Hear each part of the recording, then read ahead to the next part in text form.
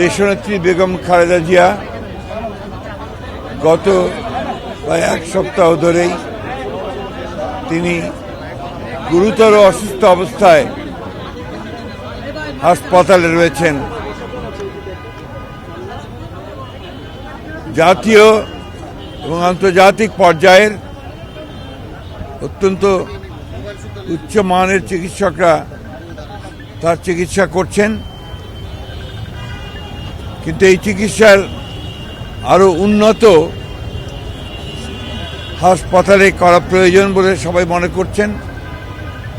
সেই কারণে তাকে ইংল্যান্ডের হাসপাতালে নিয়ে যাওয়ার সিদ্ধান্ত হয়েছে।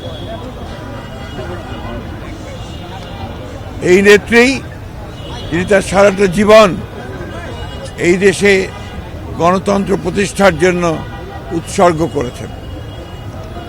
আপনারা সবাই জানেন যে বিগত হাসিনা ফ্যাসিস্ট সরকার তার প্রতি যে অন্যায় আচরণ করেছেন, নির্যাতন করেছেন, নিপীড়ন করেছেন, দীর্ঘ 6 বছর তাকে কারারুদ্ধ করে রাখা হয়েছে।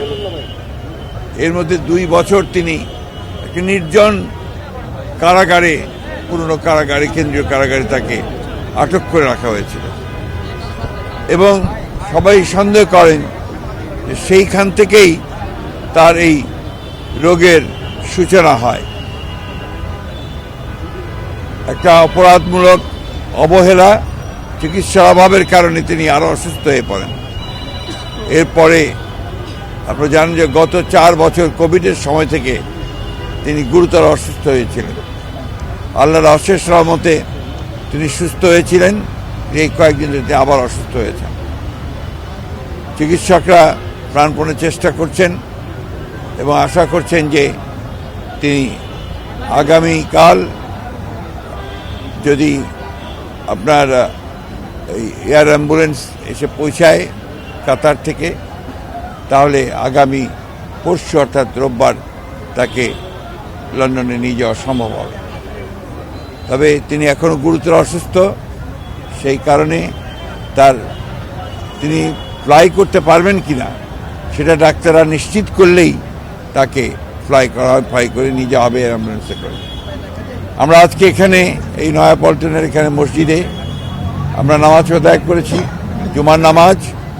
সারা দেশে আজকে জুমার নামাজের পরে বাংলাদেশের মানুষেরা দলমত নির্বিশেষে তারা আজকে এই মহান নেত্রীর জন্য, তার আরোগ্য লাভের জন্য, তিনি যে সুস্থ হয়ে আমাদের মাঝে ফিরে আসেন এবং দেশের যে সংকটময় মুহূর্তগুলোকে যেন তার ওই অগত্যে আমরা সবাই অতিক্রম করতে পারি, সেই দোয়া আজকে বাংলাদেশের মানুষ তার কাছে, আল্লাহ তাআলার কাছে চেয়েছেন।